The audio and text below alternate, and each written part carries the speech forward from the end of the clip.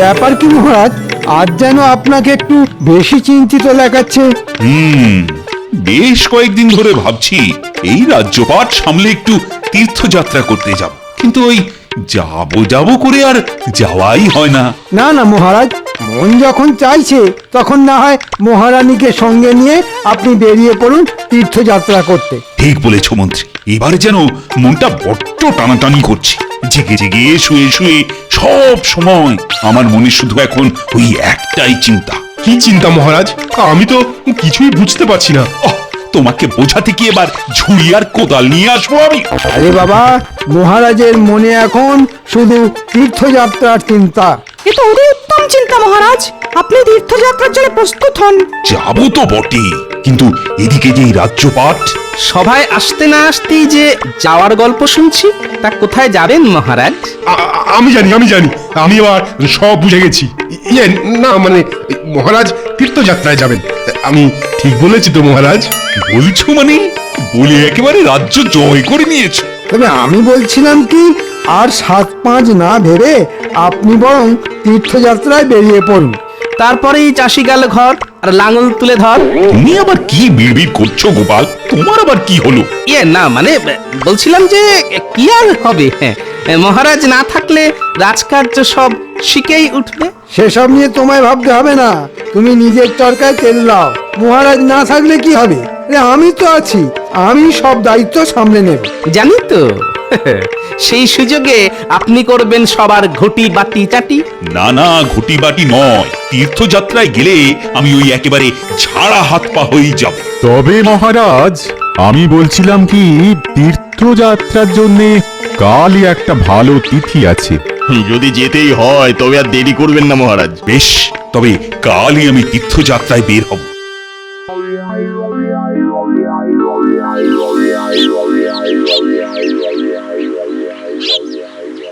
ও বাবা, সবাই যে দেখছি আমাকে বিদায় জানানোর জন্য একেবারে সাত সকালে এসেই জড়ো হয়েছো। আপনি তীর্থযাত্রা করে পুণ্য করবেন, আর আমরা আপনাকে বিদায় জানিয়ে সেই পুণ্যের কিছুটা কুড়িয়ে নেব। বাহ বাহ বাহ বাহ, এটা মন্দ নয়, মতলবটা বেশ ভালো। হ্যাঁ মহারাজ, কথাতেই তো আছে ঘ্রাণেনং অর্ধ ভোজনং। ভোজনই করো আর শয়নই করো, সামলাতে তো আমাকেই হবে। যে খায় ননি তাকে যোগায় চিন্তামণি। তাই আমাদের কথা অতটা না ভাবলেও হবে মন্ত্রী মশাই। মন্ত্রী দেখছি এখন থেকেই বেশ চাপ নিয়ে ফেলেছে। আমার ওপর দায়িত্ব দিয়ে আপনি নিশ্চিন্তে তীর্থযাত্রা করে আসুন মহারাজ, আমি এদিকে সব সামলে নেব। আর মন্ত্রী মশাইকে না হয় আমি সামলাবো। উনি যদি ডালে ডালে যান, আমি তাহলে পাতায় পাতায় যাব। হ্যাঁ, সেই বরং ভালো। তোমরা যে যেদিকে পারো যাও, একদিন তোমাদের কাউকে আর কোনো দায়িত্ব কাঁধে তুলে নিতে হবে না। সে আবার কি মহারাজ? আমাদের কি কাজকর্ম নেই?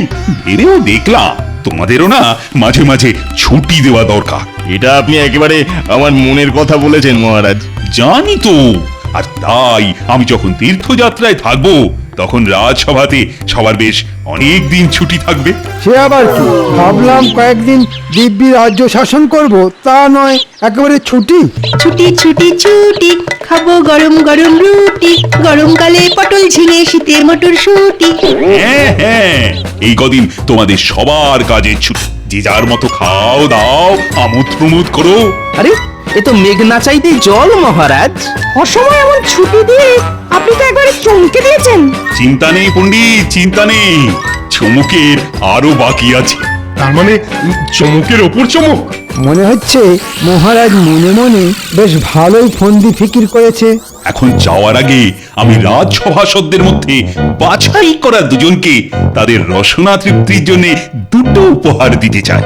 বাছাই করা, তার মানে সবই ভাগ্যের ব্যাপার। সেই দুজন ভাগ্যবান কে মহারাজ? আর যেই হোক তুমি নও। ও, খাবার কথা শুনেই জিভ একেবারে লগ করে উঠল। সময় পেলে আমি অবশ্য গণনা করে বলে দিতে পারি। গণনা করতে হবে না, কারা উপহার পাবে সেটা আমি একটা ওই ভাগ্য নির্ধারণ পরীক্ষার মধ্যে দিয়েই ঠিক করব। কিন্তু উপহার দুটি কি মহারাজ? উপহার দুটোর মধ্যে একটা গাছে পাওয়া যায়, আরেকটা মাঠে পাওয়া যায়। তাহলে শুরু করুন মহারাজ, আপনার ভাগ্য নির্ধারণ খেলা। এই ঝোলার মধ্যে 8টা চিরকুট আছে, তার মধ্যে দুটোতে লেখা আছে সেই উপহার। এবার সবাই এসে একটা করে চিরকুট তুলে ফেলো।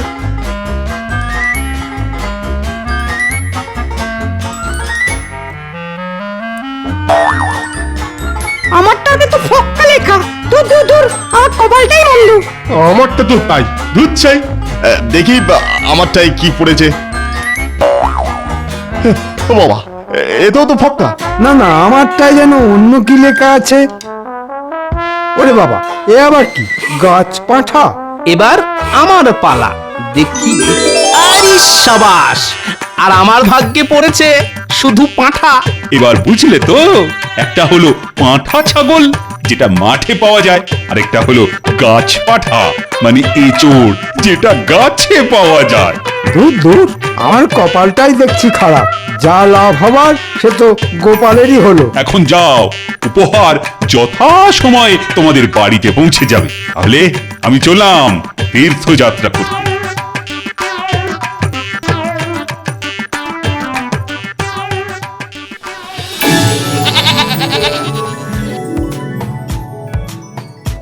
কি গো গিন্নি, দেখে দেখে কেমন একটা দাও মেরেছি দেখেছো?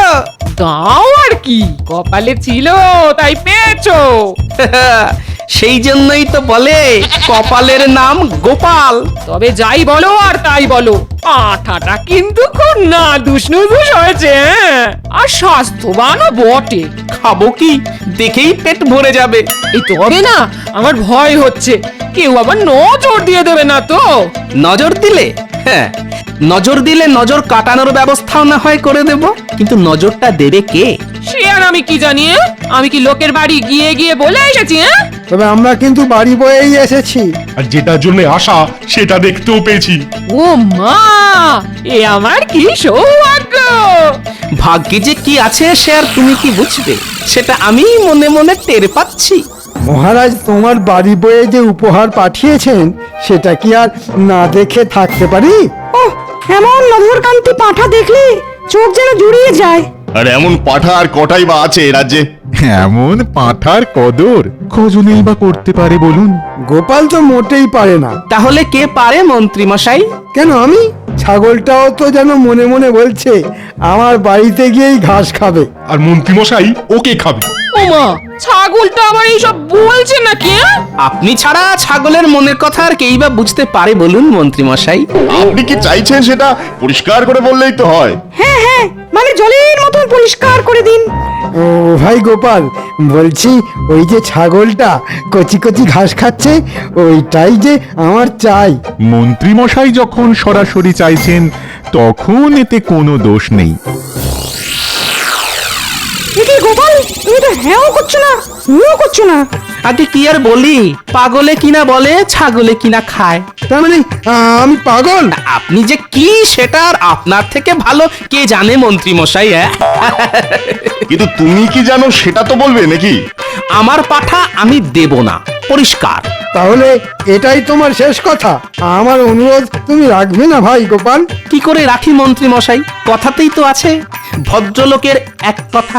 বটে, তবে আমিও দেখছি ওই পাঁঠার মাংস কার মুখে ওঠে। আপনি কি কিছু বললেন মন্ত্রী মশাই? হ্যাঁ মানে না, না দিলে আমি কি আর কেড়ে নিয়ে যাব? ঠিক আছে, তোমার পাঁঠা তোমারই থাক। মহারাজের দেওয়া উপহার যার ঘরে আছে তারই থাক। বলি, মন্ত্রী মশাই যে কি বলে গেল আমি তো কিছুই বুঝলাম না। কিন্তু আমি তো বুঝে গেছি গিন্নি, পুরো ব্যাপারটাই এখন আমার কাছে জলের মতো পরিষ্কার। মন্ত্রীমশাই এতবার বললেন তবু গোপাল শুনল না। এই কাজ করা গোপালের উচিত হলো না। আমার তো মনে হচ্ছে পাঁঠাটাকে খপ করে ধরে ঝপ করে এখানে নিয়ে চলে আসি। না না, আমার মনে হচ্ছে কাজটা অতটা সহজ হবে না। কিন্তু মন্ত্রীমশাই তো কিছুই বলছেন না, আমরাই খামোখা ভেবে মরছি। আমি আর কি ভাববো? সোজা আঙুলে যখন ঘি ওঠেনি তখন আঙুলটা বেঁকাতেই হবে। আঙুল বেঁকানো তুচ্ছ ব্যাপার, আমি ইস্পাত দণ্ড গায়ের জোরে বেঁকিয়ে দিতে পারি। হ্যাঁ, ওহ, মহারাজ কি সাধে বলে যে তোমার মাথায় গোবর পোড়া আছে? মনে হচ্ছে মন্ত্রী মশাই মনে মনে কোনো পরিকল্পনা করেছেন। করেছি বই কি, কোনো না কোনো উপায়ে গোপালের কাছ থেকে ওই নধর পাঁটাটা আদায় করতেই হবে। কিন্তু উপায়টা কি মন্ত্রী মশাই? ভাবো ভাবো, কিভাবে গোপালের কাছ থেকে ওই ছাগল হাসিল করা যায় ভাবো। তখন থেকে ভাবছি একুল ওকুল, ভেবে ভেবে ছিঁড়ছি মাথার চুল। এসেছে এসেছে, এতক্ষণে এসেছে। কি এসেছে? কে এসেছে মন্ত্রী মশাই? আরে বাবা, একটা জুৎসই পরিকল্পনা এসেছে। এই পরিকল্পনাটা কি মন্ত্রী মশাই? না না, সবটা এখন ভেঙে বলা যাবে না, তবে এটা শুনে রাখো যে রাজবাড়ির সামনে একটা যজ্ঞ করতে হবে, আর আবার কি মন্ত্রী মশাই? সেই যজ্ঞটা করবে তুমি। না না, হাত গুটিয়ে বসে থাকলে চলবে না, সবাই মিলে হাত লাগাতে হবে। আমি তো নিজের হাতে যজ্ঞের জন্য ওই বেলকাঠ নিয়ে এসেছি। আমি গণনা করে দেখেছি যজ্ঞের জন্যে এটাই উপযুক্ত সময়। বেশ, তবে আমি যজ্ঞের কাজকর্ম শুরু করে দিই। হ্যাঁ হ্যাঁ, চুপচাপ বসে না থেকে ঝুপঝাপ শুরু করে দাও। আর জ্যোতিষী, তোমাকে যেমনটা বলেছি তেমনটাই করবে। সে আর বলতে। হ্যাঁ হ্যাঁ, যেন ইশারাতেই কাজ হয়, মুখে কিছু বলতে না হয়।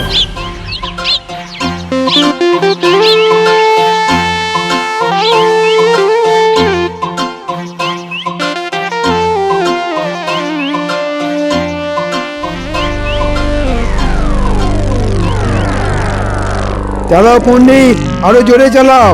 আর কিছু না হোক, জাঁকজমকটা দেখাতে হবে। পণ্ডিত যা ছড়িয়ে বসেছে তাতে আর কিছু হোক না হোক, ওই লোক জানাজানিটা বেশ ভালোই হবে মনে হচ্ছে। লোকজন নয়, শুধু গোপাল জানলেই আমার কাজ হয়ে যাবে। তাহলে ধরে নিন আপনার কাজ হয়ে গেছে। কেন কেন? ওই দেখুন, গোপাল তো গুটি গুটি পায়ে এদিকেই আসছে।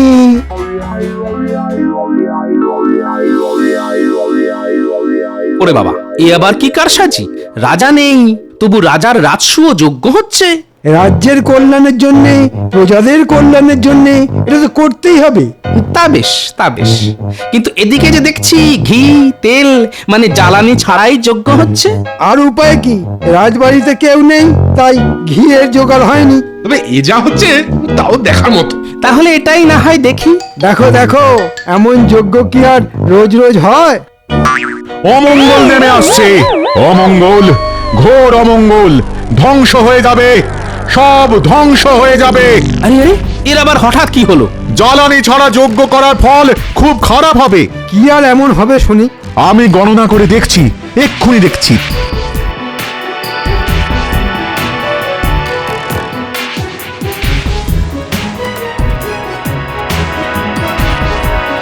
সর্বনাশ, সর্বনাশ, চরম সর্বনাশ। ওরকম গলা ছেড়ে চিৎকার না করে কি হয়েছে সেটা তো বলুন। কি আর হবে, যা হবার হয়ে গেছে, আমি আর বাঁচাতে পারবো না। আগামী কালই পৃথিবী ধ্বংস হয়ে যাবে। হয় হয়, এ কি কথা শোনালে জ্যোতিষী? মুখ থেকে মুছে গেল যে হাসি। মনে হচ্ছে নাটকটা বেশ ভালোই জমেছে। না না, এক্ষুনি বেশি কিছু না বলে এটার শেষ দেখতে হবে। এই রে, তাহলে কি হবে? কি আর হবে? যে যার মৃত্যুর আগে শেষ ইচ্ছে পূরণ করতে চায় এক্ষুনি বলে দাও। গোপালের বাড়ির ওই পাঁঠার ঝোল খাওয়াই আমাদের সবার শেষ ইচ্ছে। সেই ভালো, মরার আগে যেন ভালো মন্দ খেয়ে মরতে পারি। গোপাল, তুমি একমাত্র পারো সবার শেষ ইচ্ছে পূর্ণ করতে। আমাদের শেষ ইচ্ছে পূর্ণ না হলে আমাদের নরকে স্থান হবে, শুধু আমার নয় তোমারও। আর আমাদের ইচ্ছে পূর্ণ হলে তোমারও মঙ্গল হবে। এখন আমাদের সবার ইচ্ছে পূর্ণ করবে কিনা এটা গোপালই ঠিক করবে। হ্যাঁ হ্যাঁ, রাখে গোপাল, মারে কে? এবার বুঝেছি, তাহলে সবাই মিলে আমার পাঁঠার মাংস খাবে বলে ফন্দি এঁটেছে। কি খালি হাতেই ফিরিয়ে দেবে? না না, সবাই মিলে বললে আমি আর না বলি কি করে? তার মানে তুমি রাজি? হ্যাঁ হ্যাঁ হ্যাঁ, যেমনটা চাইছেন তেমনটাই হবে। আপনারা সকলে আজ রাতে আমার বাড়িতে নৈশ ভোজন করবেন। উমা, গোপালের মন যেন 7 রাজার ধন। বাঁচালে গোপাল, যাক, মরার আগে এবার তাহলে রাজকীয় খাওয়াটা তো হবে। হবে, তবে আমারও যে একটা ছোট্ট শর্ত আছে। শুভ কাজে আবার শর্ত কিসের? না না, তেমন কিছু নয়।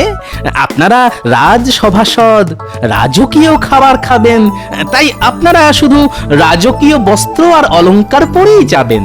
ওহ, এই কথা কি আর এমন কি, আমরা সবাই রাজি। জয় গোপালের জয়। জয় গোপালের জয়। এবার বুঝবে গোপাল কার পাঁঠা আর কে কে খায়। আমিও দেখছি আমার পাঁঠা খেয়ে কার হজম হয়। ওই গো গিন্নি, গেলে কোথায়? আরে ডেকে ডেকে যে তোমার সাড়াই পাওয়া যায় না গো। এই বলি হলোটা কি? আজ তোমাকে তোমার হাতের জাদু দেখাতে হবে। উমা, সে আবার কি কথা? না না না না, ওই সব জাদুটা গো আমার দ্বারা হবে না। হওয়াতে যে তোমাকে হবেই গিন্নি। আর না হলে কি হবে শুনি? না হলে আর কি, 5 জনের সামনে আমার মাথা কাটা যাবে। এই দেখো, ওরকম ঘুরিয়ে ফিরিয়ে না বলে কাজের কথাটা স্পষ্ট করে বলো দেখি। আরে সেটাই তো বলছি, আজ রাজসভাসদেরা আমাদের বাড়িতে নৈশ ভোজন করবেন। নৈশভোজ? এই মানে রাতের খাবার? তা কি আনন্দে খাবে শুনি? আনন্দে নয় গিন্নি, বরং বলো দুঃখে। এই মরেছে, দুঃখ আবার কিসের? দূর দূর দূর, আমার আবার সব কেমন গুলিয়ে গেল। হ্যাঁ, আগামীকাল নাকি পৃথিবী ধ্বংস হবে, আর আজকে তাই আমাকে সবার শেষ ইচ্ছে পূর্ণ করতে হবে। এবার বুঝলে গিন্নি? ও সবার শেষ ইচ্ছে বুঝি তোমার এই পাঁঠার মাংস খাওয়া? আহ, এই না হলে তুমি আমার গিন্নি? একেবারে ঠিক ধরেছো। সবাই যখন খেতে চাইছে তখন আর মায়া বাড়িয়ে কি হবে? আমি না হয় ভালো করেই মাংস রেঁধে খাবো। হ্যাঁ হ্যাঁ, তুমি তোমার কাজ করবে, আর আমিও ঠিক সময়ে আমার কাজ করে ফেলবো। সে আবার কি কাজ গো? সেটা যথাসময়েই দেখতে পাবে। এখন চটপট রান্না করে ফেলো, অতিথিরা এলো বললে।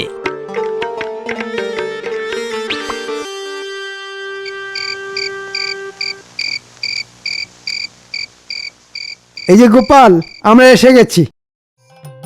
আমি তো সেই কখন থেকে আপনাদেরই পথ চেয়ে বসে আছি। কিন্তু আমরা যে আর বসতে পারছি না। এদিকে সব তৈরি তো?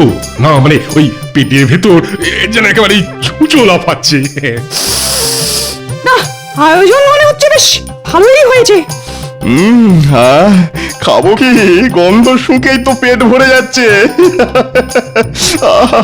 তাহলে শুভ কাজে আর দেরি করে কি হবে? হ্যাঁ হ্যাঁ, চিন্তা করবেন না, একেবারে গরম গরম পাতে পড়ে যাবে। আমার কি সৌভাগ্য আপনাদের মতো অতিথিদের সেবা করতে পারবো। চলে এসো তাড়াতাড়ি, বসে পড়ো আহারে, তারপর দেখবে খানা কয় কাহারে।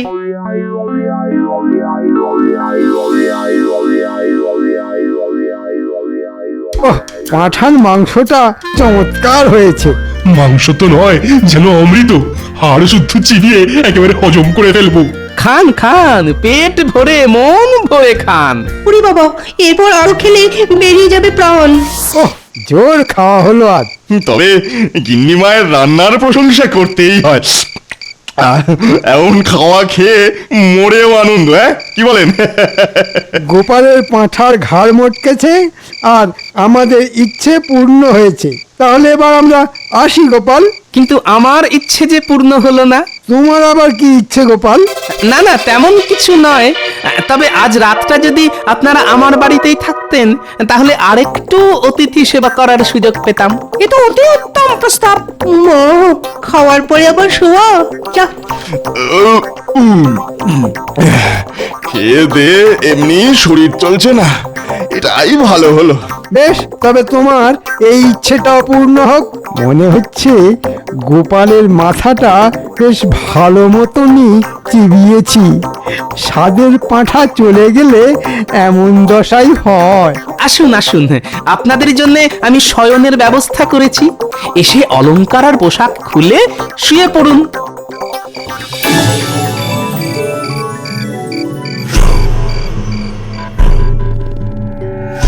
পাঁঠার মাংস দিয়ে ভুঁড়ি ভোজ সেরে সবাই বেশ জমিয়ে ঘুম দিচ্ছে। এটাই তো আমি চাইছিলাম।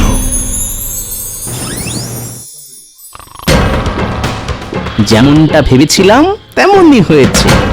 অলংকার পাশেই খুলে রেখেছে, আর ঘুমানোর সময় রাজকীয় পোশাক ঘরের দড়িতে মিলে রেখেছে। না, সবাই দেখছি গাঢ় ঘুম দিচ্ছে, তাই কাজের কাজটা এখনই করে ফেলতে হবে।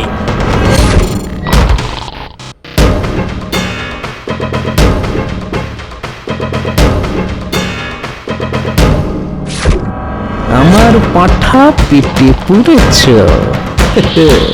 এবার তার মূল্য যে তোমাদের চোকাতেই হবে।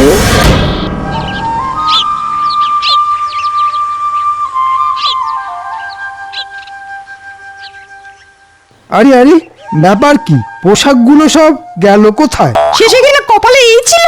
এই আবার কি রকম অরাজকতা?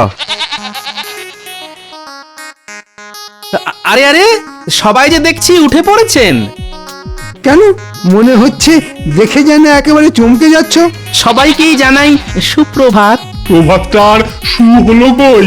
পোশাক আশাক সবই তো দেখছি গায়েব হয়ে গেছে। কিন্তু আমাদের অত দামি পোশাক সব গেল কোথায়? ওদের কি রাতারাতি পা হলো নাকি ডানা গজালো? তা কেন হবে? আসলে ওই জামা কাপড় হাতে বেচেই তো আমি এই পাঁঠা কিনে এনেছি। হ্যাঁ, বেচে দিয়েছো? কিন্তু কেন? আজ তো পৃথিবী ধ্বংস হয়ে যাবে, সবাই পরলোকে চলে যাবে। মানুষ খালি হাতে পায়ে এই পৃথিবীতে এসেছে আর খালি হাতে পেয়েই যাবে। তাই কাপড়ের আর কি দরকার মন্ত্রী মশাই? তারপরে তুমি সব বেচে দেবে? হ্যাঁ, না না, মরে গেলে তো কিছুই থাকবে না। আপনারা আমার পুরস্কারের প্রাপ্য পাঁঠা হজম করেছেন, আমি তো আর রসনা তৃপ্তি পূরণ না করে থাকতে পারি না। তাই আমিও এটা নিয়ে এলাম।